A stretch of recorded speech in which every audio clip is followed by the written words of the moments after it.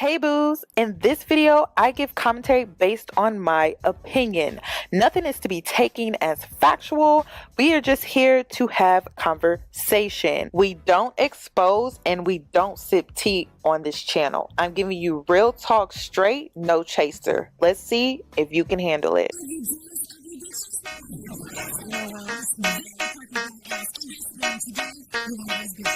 Cause I'm a boss. I haven't done anything for you to be proud of. Of course you have. You are marrying a man who can support you.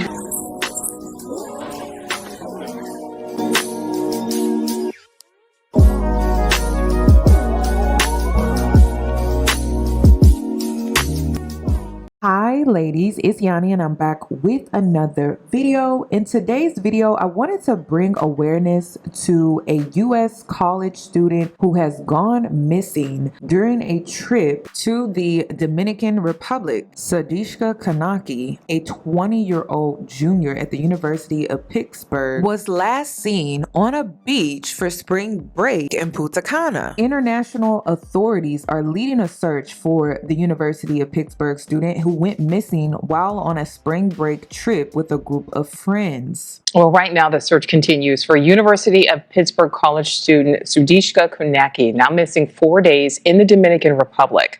The 20-year-old vanished while she was on spring break. She was last seen on the beach early Thursday morning. But since her disappearance, several agencies are working around the clock to find her. If you look there, you can see helicopters in the sky, search crews scattered across the coastline in Punta Cana. NewsNation's Alex Capriello is live. So, Alex, some are speculating she may have drowned, but what is her family saying? Yeah, Nicole, today the family's pushing authorities in the Dominican Republic to consider the possibility that their daughter has been kidnapped or abducted, according to the latest reporting out there. Up to this point, the leading theory law enforcement on the island is considering is that she drowned early Thursday. But NewsNation spoke to the Loudoun County Sheriff, who says her body still hasn't turned up, and so therefore it's far too early to reach that conclusion. Sadishka Kanaki, a 20-year-old University of Pittsburgh pre-med student, was last seen with friends on the beaches of Punta Cana on Thursday. Authorities say there's video which shows her with a man around 5 in the morning. But then later on, that exact same man is seen leaving the beach all alone. Police have interviewed him. No suspects or persons of interest have been announced at this time. The sheriff says this is a combined investigative effort from local, U.S., and Indian authorities since Kanaki has dual citizenship. I mean, I know it's been 4 days, but it's still early as far as the investigation goes. We want to make sure that we get it right. We want to make sure that we don't jump to any conclusions and that we uncover, turn over every rock in this to get it where it needs to go. Kanaki traveled to the Dominican Republic with 5 other female Pittsburgh students. They are all expected to return home later today. All right, so she went there on spring break with friends. Right now, Alex, are there any warnings against traveling to the Dominican Republic? Well, currently, the U.S. Department of State has a level 2 travel advisory for the DR. They say it's okay to visit the island, but you should be extra cautious due to crime. At this time, there's no official confirmation that anything sinister has happened to Kanaki, but we do know her family is growing increasingly suspicious about the possibility of foul play. Yeah, very scary. All right, Alex, thank you. It's been almost 5 days since anyone's seen a 20-year-old spring breaker from the University of Pittsburgh. Sadishka Kanaki left a hotel bar in Punta Cana in the Dominican Republic with a group of friends headed for the beach. Most of the friends were later seen leaving the beach, but Sadishka stayed behind with a guy, and then the guy left without Sadishka. My next guest was at the same resort on the same day. She says the waves were big and they were dangerous, and she has the video to prove it. Delani Sweeney joins me now live. Delani, the video that we were just showing, and we'll show it again, does show red flags that the conditions were very rough and that the swimming would have been very rough. Do you remember it being that way on that day that Sadishka went missing? Yeah, I remember the waves being a lot bigger than they normally were. Me and my friends were on the beach, and I remember telling them that I was not going to go into the ocean because I knew I could swim, but not that well enough to feel safe in the ocean. I know a couple friends that did go in, but they weren't in for a while, and there weren't as many people in the ocean as we normally would see. So we know from your account and from your video that the waves were rough, that the surf was rough. What about the danger of the beach itself? Did anybody at the resort or anyone in the DR ever say to you, be careful at night going down the beach. Don't go down this way or that way, or don't wander off our resort part of the beach? Or did you even notice lots of police or patrols on the beach? What was that like? There was no communication from the resort at all of, this is our beach safety to be safe. It was kind of just left up to your own discretion. I know we would go down and another group of people would go down to take beach pictures. And one night there was a security guard whistling at people to come in from the beach that were going in. But that was the only night that I had seen it. And we went practically almost every day down to the beach to take pictures. And that was the only night that I saw. But interesting that there was someone out there, a guard, who was whistling at anybody going into the water, like, come out, it's nighttime, it's not safe in there. I do have one other question. You had been quite, vocal on your social media about the terrible conditions at this hotel. I'll just tick off a few here. Key cards weren't working. You couldn't get in and out of your rooms. The water was shut off. The power was shut off. The AC wasn't working. There was no Wi-Fi. The towels smelled like vomit. There was bottled water that had to be used for everything. The food was bad. The drinks were bad. Do you think that maybe Sadiksha and the other kids and others were maybe down on the beach more than they would have been otherwise because the conditions at the resort seemed to be so bad? I think that 100%. I know people that got locked out of their rooms, and because of the power being out for hours, days on end, the customer service was not able to help them or, regenerate their cards to work in their room. So people were sleeping in other people's rooms. They were sleeping on the pool chairs. They were sleeping by the beach. They were staying out as long as they could because there's no AC in the rooms, and the room could get 80 degrees plus. You have been so helpful, Delani. Thank you so much. And as we continue to look into these questions, I may call you again just to see if the accounts that we're hearing from down there match what you saw when you were there at the same time. Thank you for doing this. Really appreciate it. I have some important updates to share with you, though it's been 5 days and there's still no sign of missing 20-year-old Pitt student Sadiksha Konanki. She went missing last week while in the Dominican Republic on spring break with a group of friends. If you guys have been following this story, hit the follow button. We're going to give you all the latest updates. Surveillance video was released today that shows the 20-year-old with 5 female friends accompanied by 2 males, and they were walking toward the beach via a path through the Rio Republica in Punta Cana around 4:16 a.m. We now know a little bit more about the timeline of events that led up to her disappearance, and the male that's seen within the video with his arm around Sadiksha has now been identified as Joshua Stephen Ribe, who apparently traveled to the Dominican from Iowa. And I want to make it very clear that I'm in no way saying that Joshua had anything to do with her disappearance. I'm just sharing information that I have read. Additional surveillance footage shows that around 4:50 a.m., the rest of the group returned back to the hotel, leaving Joshua and Sadiksha alone on the beach. Now, Joshua is seen on surveillance video around 8:55 a.m. returning back to the hotel alone from the beach. Sadiksha's friends, by all accounts, went on an excursion that Thursday morning and did not report their friend missing until 4 p.m. on Thursday. Joshua Stephen Ribe has been described as a very muscular 24-year-old former high school wrestler who, by all accounts, has been working with and cooperating with police during this investigation. They say also that there is nothing preventing him from returning to the United States. He is choosing to stay there and help with the investigation. Now, there are a lot of reports out there right now saying that Joshua's story has changed 3 times, and I want to preface that with a lot of people are saying there is a language barrier that could be into play here. I'm going to share with you the versions of the story that have been released, and I want you guys to keep that in mind before we go accusing this guy of doing anything wrong. The first version of the story is that he vomited from the rough waves, he left the water, and checked to see if Sadiksha was okay. In the second story, he says he felt sick, left the waves, and last saw her in knee-deep water before he blacked out on the beach. And in the third version of events, he says he saw her walking along the shore before he fell asleep. While I do agree that these varied versions are concerning, still, he is not being held in custody at this point in time. Obviously, they're investigating this matter further, but what do you guys think about these new developments? Social media has gotten a hold of this story and it has started a discourse on TikTok regarding the 5 female friends that were with this young woman on spring break that left her behind with this random guy that she just met and left her at the beach at 4 a.m. intoxicated with a complete stranger. And a lot of people are calling out the friends that she was with at the time that she went missing. It's kind of hard for me to believe that 6 girls could go on a girls trip to DR and one of their friends could go missing and nobody knows what happened to this girl. And if you don't know what I'm talking about, let me run it back for you. So, the Diksha Kunaki and 5 of her friends took a girls trip to Punta Cana, DR. So they got there on Monday, but let's fast forward to when everything went bad. The night of March 5th, they go to a nightclub. They meet 2 guys. They leave the nightclub with these guys and they're chilling with these guys. So now it's March 6th. So the whole group decided, and this is the guys included, that they was gonna go to the beach. They're chilling on the beach.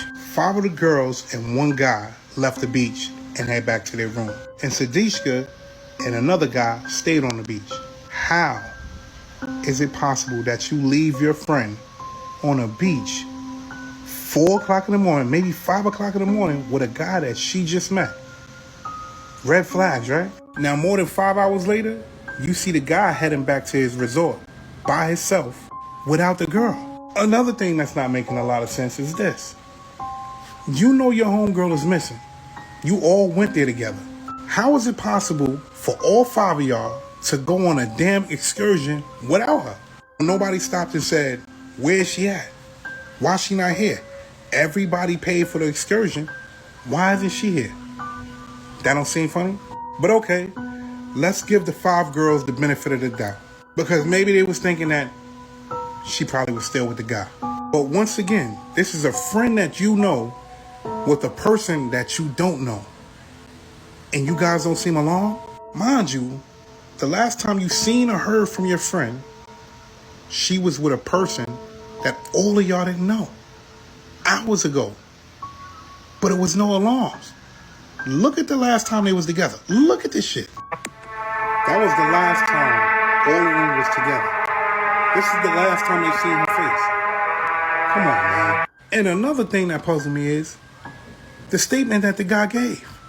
When they asked him what happened to her, he said that they were walking on the beach and they decided to go get in the water. When they got in the water, the waves were crazy. The waves were out of hand. And he think that the waves took her away.